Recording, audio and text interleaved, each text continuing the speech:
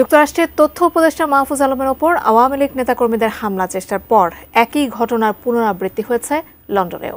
সেখানে তথ্য উপদেষ্টা গাড়ি আটকে রেখে ডিম নিক্ষেপ করা হয়। মাহফুজ আলমকে কেন্দ্র করে একের পর এক হামলার ঘটনায় উদ্বেগ বেড়েছে দেশের রাজনৈতিক অঙ্গনে। এবার এই ঘটনায় অন্তর্বর্তী সরকারের তীব্র সমালোচনা করে কঠোর বার্তা দিয়েছেন যুক্তরাজ্য প্রবাসী সাংবাদিক ইলিয়াস হোসেন। বিস্তারিত আরিফ হাসানের প্রতিবেদনে।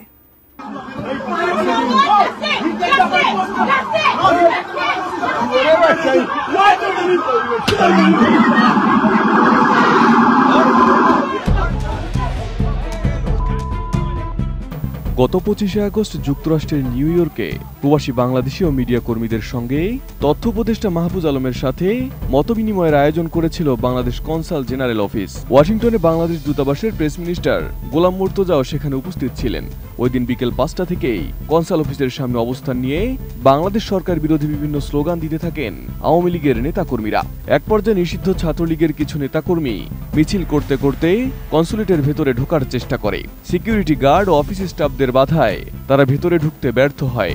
ক্ষুব্ধ হয়ে দরজা জানালায় লাথি মারে। এতে কনসুলেটের প্রধান ফটকের কাচের দরজা ভেঙে যায়। এই হামলায় নেতৃত্ব দেন যুক্তরাষ্ট্র আওয়ামী লীগের সভাপতি ডক্টর সিদ্দিকুর রহমান, সাধারণ সম্পাদক আব্দুস সামাদ আজাদ ও মহানগর আওয়ামী লীগের সাধারণ সম্পাদক ইবাদুর রহমান চৌধুরী। হামলায় প্রায় 50 জন নেতাকর্মী অংশ নেন। RICL TMX, যুগের পর যুগ স্থাপনা থাকে মজবুত।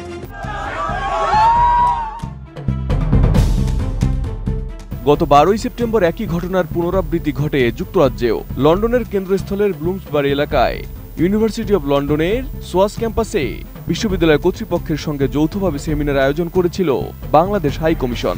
সেমিনার থেকে বের হয়ে যাওয়ার সময় তথ্য সম্প্রচার উপদেষ্টা মাহফুজ আলমের ওপর হামলা চেষ্টা করে আওয়ামী লীগের নেতাকর্মীরা। হাই কমিশনের কালো রঙের BMW গাড়ির সামনে শুয়ে পড়ার চেষ্টাও করেন কয়েকজন, কিন্তু পুলিশের হস্তক্ষেপে তাদের সেই চেষ্টা ব্যর্থ হলেও গাড়ির ওপর ডিম নিক্ষেপ করেন তারা। এদিকে পরপর তথ্য উপদেষ্টা মাহফুজ আলমের ওপর হামলা চেষ্টার ঘটনায় এর আগে অন্তর্বর্তী সরকারের তীব্র নিন্দা জানিয়েছিলেন জাতীয় নাগরিক পার্টির আহ্বায়ক নাহিদ ইসলাম। সরকার ও উপদেষ্টা পরিষদের ভিতরেও মাহফুজ আলমকে অপদস্থ ও হত্যার মৌন সম্মতি তৈরি করা হয়েছে বলে মন্তব্য করেন নাহিদ।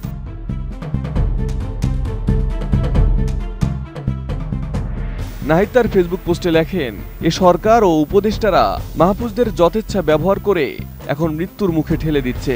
আমরা এগুলো মনে রাখছি, রাজনৈতিকভাবে এর জবাব দেওয়া হবে।